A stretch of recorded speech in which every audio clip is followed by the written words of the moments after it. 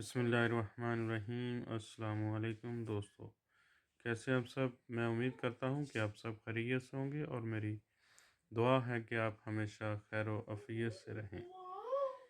Weaver, आज की इस वीडियो में मैं आपके लिए बहुत ही खूबसूरत डोर के डिज़ाइन, गेट के डिज़ाइन लेकर आया हूँ जो यकीनन आपको पसंद आएंगे।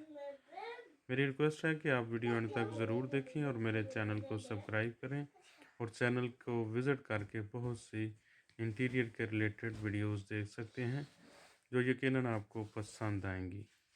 वीडियो बहुत ही शॉर्ट लिस्ट बनाई गई है ताकि आपको पसंद आए। चैनल को सब्सक्राइब करें। अल्लाह हाफिज़।